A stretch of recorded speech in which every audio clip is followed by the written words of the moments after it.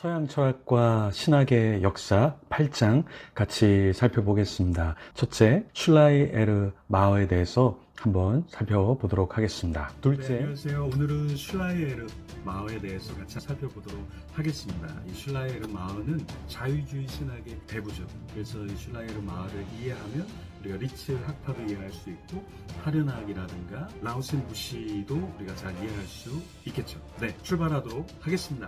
프리드리히 슐라이에르마허. 슐라이에르마허는 자유주의의 시작의 문을 연 신학자였습니다. 사실 슐라이에르마허가 자유주의적으로 나간 데는 시대적 상황이 있었습니다. 근현대의 철학 사조 가운데 어떻게 기독교를 표출하고 소통할지에 관한 고민 가운데 나왔습니다. 불트만이 비신화화한 것도 그런 시대적 숙고 가운데 더 현대인들이 복음을 받아들이도록 한 것이었습니다. 틸리히가 철학을 통해 신학과 성경을 소통하려고 한 시도도 그러했고요. 이런 움직은 초대교회 이후 지속적으로 있었습니다. 순교자 유스티누스, 알렉산드리아의 클레멘스도 이교도 국가였던 로마 제국에서 기독교 믿음을 표현하기 위해 플라톤 철학을 채용했습니다. 아우구스티누스도 신플라톤주의 철학에 영향을 받았고 그런 철학적 틀 가운데 신학을 펼쳤습니다. 중세의 토마스 아퀴나스도 아리스토텔레스의 철학을 대거 받아들이면서 보편 개념에서 실제 개념으로 넘어가 신학과 성경을 펼쳐 보였습니다. 다시 슐라이에르마허 1768년-1834년 신학적 특징을 살펴보면 그 당시 철학을 고찰하지 않을 수 없습니다. 데카르트 1596년-1650년, 로크 1632년-1704년, 흉 1711년-1776년, 칸트 1724년-1804년, 헤겔 1770년-1831년뿐만 아니라 낭만주의 영향도 있었습니다. 데카르트로 시작해 칸트를 지나 헤겔로 가는 이성 철학의 흐름 가운데 종교는 숨을 쉴 수 없었습니다. 그런 상황 가운데 낭만주의는 흐름을 뒤바꾸었습니다. 슐라이에르마허는 이런 낭만주의의 영향을 받아 우리가 부인할 수 없는 헤게필 감정 혹 의식을 잡았습니다. 이런 슐라이에르마허를 기점으로 한 알브레히트 리츠, 아돌프 하르낙, 월터 라우센부시는 자유주의적 신학의 문을 열었습니다. 이들의 특징은 크게 5가지로 볼 수 있습니다. 첫째, 근현대적 철학 중심적이었다. 둘째, 인간의 잠재력에 낙관적이었다. 셋째, 아래로부터의 신학을 펼쳤다. 넷째, 성경을 비평적으로 해석했다. 다섯째, 초자연적인 것을 밀어내었다. 코페르니쿠스는 천문학에, 뉴턴은 물리학에, 다윈은 생물학에 획을 긋고 다른 방향으로 가게 했는데 슐라이에르마허는 전통신학에서 자유주의 신학으로 가게 했습니다. 물론 슐라이에르마허가 이성중심 계몽주의 시대에 하나님의 숨결이 있음을 변증하기는 했습니다. 인간의 감정, 상상력, 직관을 강조하며 계몽주의 사조를 거슬렀습니다. 게다가 신학을 하나님 경험에 관한 숙고로 보면서 경직된 교조주의적 전통신앙을 넘어서고 다행히 자연 종교인 이신론의 다리를 넘어서게 했습니다. 그러나 신학 혹 신앙을 하나님 의식에 관한 인간적 숙고로 보면서 위로부터의 신학이 아니라 아래로부터의 신학으로 뒤집었습니다. 칼빈의 기독교 강요 이후 슐라이에르마허의 책, 기독교 신앙이 대단한 책이었습니다. 하지만 이 책에서 슐라이에르마허는 성경을 초자연인 것으로 무오하다고 보지 않았습니다. 슐라이에르마허는 기적을 전적으로 부인하지 않았습니다. 하지만 기적은 단지 하나님의 우주적 계획의 일부로 보았고 이미 우주에 짜여진 것이라고 보았습니다. 기도와 응답에 관해서도 이미 다 하나님의 계획의 일부라고 치부했습니다. 슐라이에르마허는 삼위일체에 있어 역사적 체계화를 통해 만들어졌지만 모순이 들어있고 기독교 신학에 무용하다고 보았습니다. 슐라이에르마허 신론은 범죄 신론적 세계가 신에게 포함되나 신이 세계 그 자체는 아닌 것이었습니다. 세계로부터 하나님을 혹 하나님으로부터 세계를 분리하기를 거부했습니다.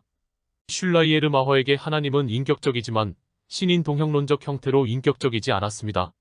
즉 하나님은 하늘 저편에서 세계를 다스리는 인간과 유사한 존재로 여겨지지 않았습니다.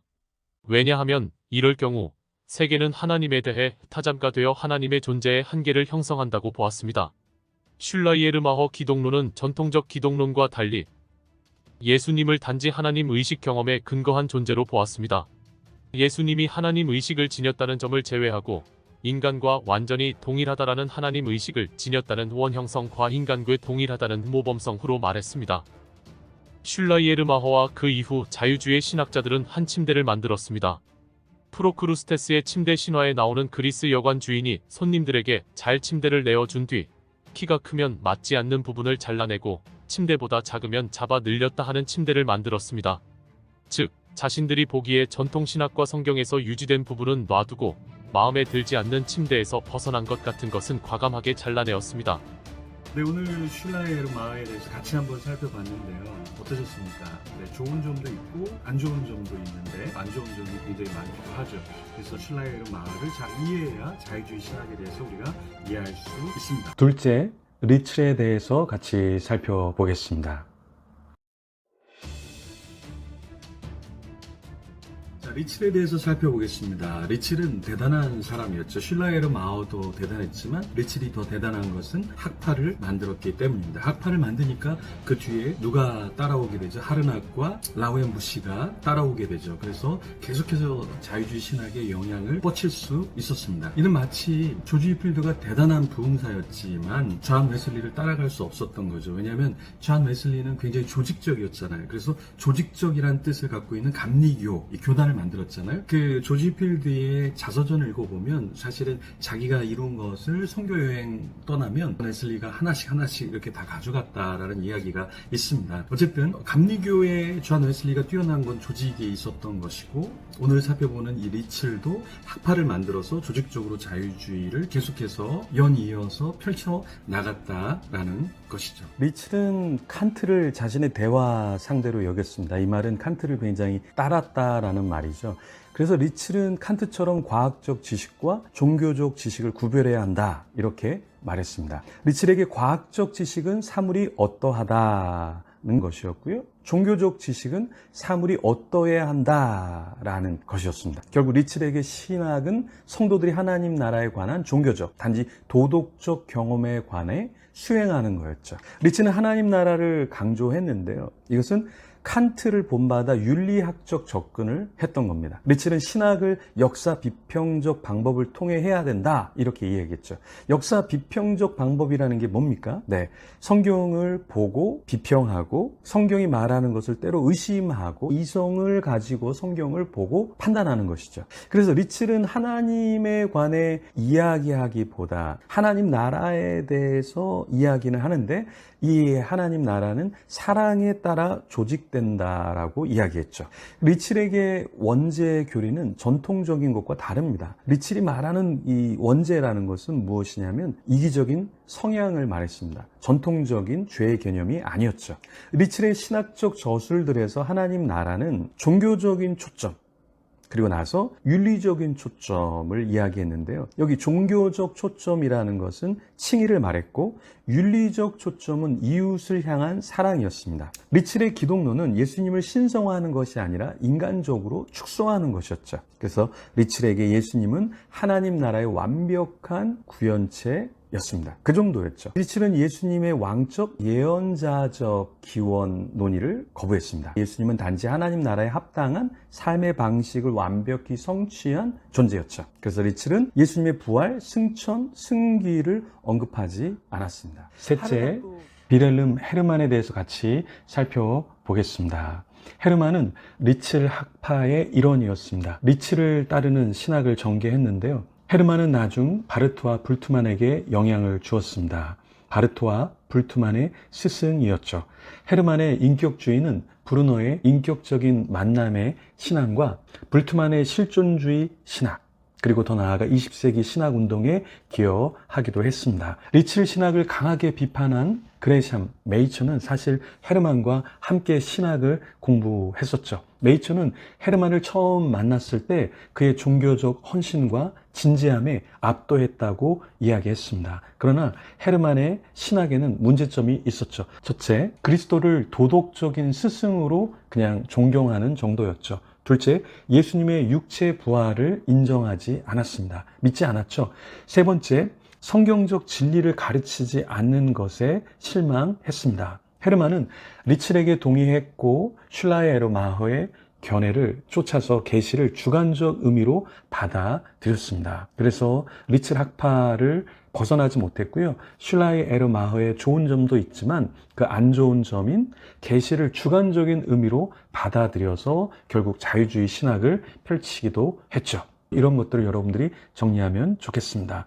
네 번째, 아돌프 폰 하르낙에 대해서 살펴보도록 하겠습니다. 하르낙도 이 리칠의 신학을 따랐는데요. 더 대단한 것은 리칠의 신학을 하르낙이 대중화했다라는 것이죠. 하르낙은 대단한 인물이었습니다. 1888년부터 1922년까지 30여 년을 베를린 대학교에서 교회사 교수로 있었는데요. 비렐름 황제의 절친으로 많은 혜택을 누렸죠. 황제는 하르낙에게 베를린 왕립도서관 그리고 중요 문화기관들을 감독하도록 했습니다. 하르낙이 책을 한 권 출간했는데요. 1901년 기독교란 무엇인가 라는 책을 출간했습니다. 여기서 하르낙이 밝히고 싶었던 것은 정통 기독교를 밝혀내는 것이 아니라 정통 기독교가 문화적 형태를 갖고 있다. 그래서 이걸 벗겨내야 된다라고 이야기했습니다. 하르낙은 7권으로 된 교리사에서 기독교 교리가 형이상학적 개념들을 더해 헬라화시켰다. 이렇게 봤습니다. 헬라화된 기독교가 문제다. 이렇게 본 거죠. 그럼에도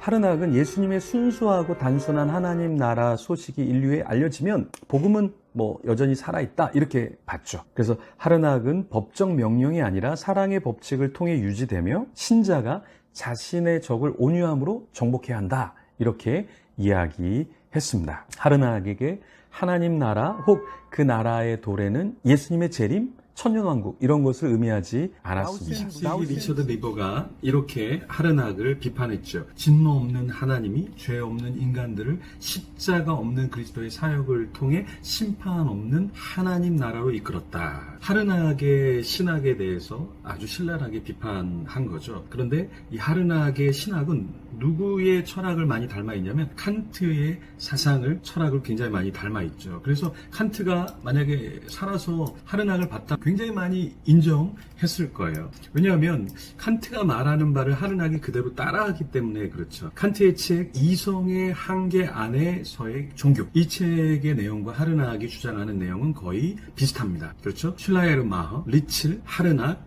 다 어떤 기독교를 이야기하죠? 과학과 갈등이 없는 신학을 이야기합니다. 다섯 번째, 키에르케고르에 대해서 살펴보도록 하겠습니다. 키에르케고르에 대해서 살펴보겠습니다. 키에르케고르는 어린 시절부터 실존에 대해서 생각을 하고 죽음에 대해서 생각을 했을까요? 키에르케고르 아버지는 미켈 페데르센 키에르케고르였습니다. 이 아버지는 서부 유틀란트 황무지에서 태어났는데요.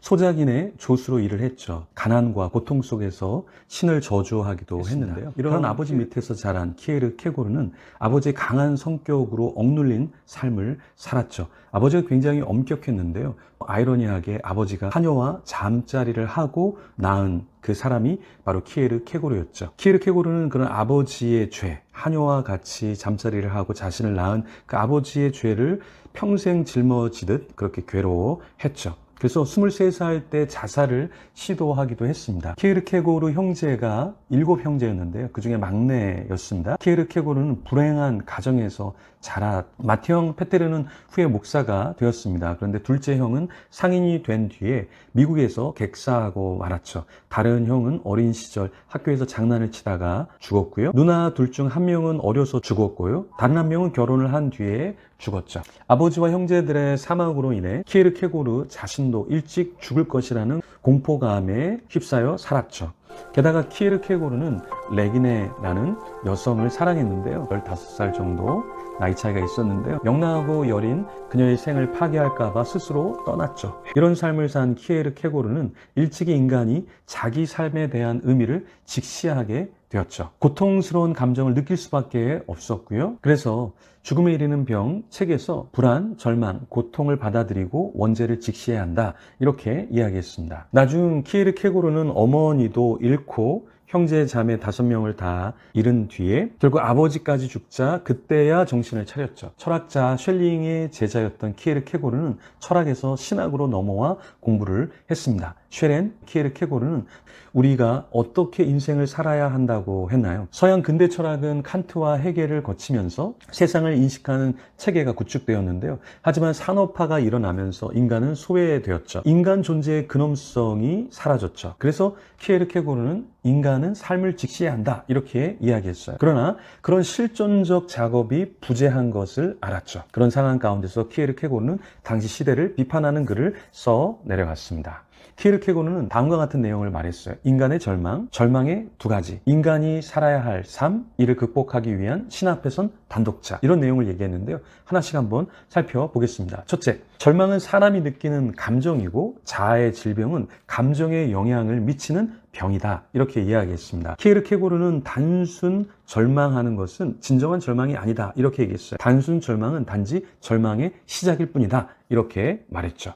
키에르케고르는 절망이 환경 혹 타인 때문에 겪는 것이 아니다. 이렇게 얘기했습니다. 자기 자신 때문에 겪는 것이다. 이렇게 봤죠. 그리고 이런 절망 가운데 자아는 적이 되는데요. 다른 사람이 아닌 바로 나 자신이 적이 된다. 이렇게 이야기했습니다. 둘째, 사실 절망은 자살 충동을 부르기 때문에 매우 위험한 증상이죠. 그러나 절망에는 두 가지 형태가 있다. 이렇게 얘기했어요. 진정한 나 자신이 되고자 하나 되지 못해서 오는 절망. 그리고 지금 자신의 모습에서 탈피하고 싶지만 그러지 못해서 오는 절망. 이 두 가지를 이야기했습니다. 키에르케고르는 위험도로 따지면 당연히 전자, 나 자신이 되지 못한 절망이 조금 덜 위험하다고 했어요. 왜냐하면 진정한 나 자신이 되고 싶지만 실현할 수 없는 자신의 이상적인 모습이기 때문에 그것은 어느 정도 받아들일 수 있다. 이렇게 봤어요. 키에르케고르는 이런 모습이 신앙인에게 있다고 했습니다. 즉 신앙인은 죄를 지었다고 생각할 때 자신의 이상적인 신앙의 모습, 성스러운 모습에서 자신의 존재를 찾을 수 없어 힘들어한다고 했어요. 그런데 후자, 지금의 내 모습에서 벗어나고 싶으나 그러지 못해 오는 절망. 이런 절망은 전혀 다른 형태의 절망이라고 했습니다. 즉 자기 모습에서 벗어나지 못하고 지금과 다른 모습이 되겠다는 결심도 하지 못한 채 그저 자신과 작별의 망각의 잠이라는 영원한 물속에 들어가는 것과 같은 상태다. 이렇게 이야기했습니다. 그러니까 이게 무슨 말입니까? 내 모습에서 벗어나고 싶은데 그러지 못하는 거죠. 그러니까 어때요? 벗어나지 못하는 자기 자신, 전혀 다른 모습이 되겠다고 결심도 못한 채 그저 자기 자신과 작별해야 하는 그런 상황. 네, 이런 상황이 굉장히 고통스럽다라는 것이죠. 키에르케고르는 인간이 자살하는 이유를 아무리 애써도 자기 자신에서 벗어날 수 없기에 결국 선택하는 것이다. 이렇게 죽음에 이르는 병에서 이야기했습니다. 셋째, 키에르케고르는 인간은 어떤 삶을 살아야 한다고 했나요? 첫째, 감각적 쾌락을 쫓아 사는 심미적 단계의 미학적인 삶에 대해서 이야기했고요. 둘째, 가치와 윤리를 추구하는 윤리적 단계의 도덕적 삶에 대해서 이야기했죠. 셋째, 죽음에 이르는 병에 걸려 그런 절망 가운데 불안을 경험하고 실존적 사유를 하는 종교적인 단계에 대해서 이야기했습니다. 키에르케고르는 어떤 단계에 우리가 이르러야 한다고 했나요? 단지 쾌락을 추구하는 심미적 단계가 아니고 또 가치 윤리를 추구하는 윤리적 단계가 아니고 더 나아가서 죽음에 이르는 병에 걸려서 우리 자신의 실존적인 사유를 하는 종교적 단계에 이르러야 한다. 이렇게 이야기했죠. 넷째, 이런 상황에 부딪힐 때 인간은 신 앞에선 단독자가 돼야 된다. 이것을 말했죠. 그래서 키에르케고르 하면 우리는 신 앞에선 단독자. 이 단어가 떠오르게 되죠. 키에르케고르는 신앙은 단순히 예수 그리스도를 시인하는 정도가 아니라 믿음의 삶, 즉 행위를 포함하고 있다라고 이야기를 했어요. 여기 행위를 강조한 것은 굉장히 중요한 내용인데 왜 그러냐면 그 당시가 칸트, 헤겔의 철학 대륙을 덮고 있었잖아요. 그래서 이성이, 정신이, 관념이 굉장히 중요한 시대였는데 셸링의 제자였던 키에르케고르는 그런 이성, 관념이 다가 아니라 우리가 오늘날 살아가는 삶, 행위, 그것이 굉장히 중요하다라고 얘기했던 것이죠. 그래서 하나님, 신 앞에 선 단독자의 삶을 살아야 한다. 이렇게 철학을 끌고 갔던 것이죠. 키에르케고르는 고독한 실존주의 철학자였습니다. 많은 철학자들, 특히 실존주의 철학자들은 키에르케고르에게 큰 빚을 지고 있죠. 대표적인 인물이 마틴 하이데거, 칼 야스퍼스, 장폴, 사르트르, 폴, 리케르 다 이 키에르케고르의 실존주의 사상을 가지고 자기의 철학을 펼쳐가고 있는 것이죠. 네, 키에르케고르 우리가 살펴봤습니다. 우리도 신 앞에선 단독자로 고민하면서 실존적인 삶을 더 살아가면 좋겠습니다. 불안도, 염려도 사실은 우리를 실존자로 살게 하고 신 앞으로 데려가는 하나의 채널인 것이죠. 그래서 그것을 마다하는 것이 다가 아니라 가지고서 상승작용으로 나아가야 하겠죠. 네, 또 뵙도록 하겠습니다. 구독과 좋아요 부탁드리겠습니다. 실존주의자로 고민하면서 구독과 좋아요를 왜 해야 되지? 실존적으로 내가 해야 되겠구나. 내가 고민하면서 해야 되겠구나. 이거 안 하면 불안감이 오겠구나. 무슨 말이지? 네. 하겠습니다. 네. 꾸준히 신학과 철학을 공부하시면 좋겠습니다.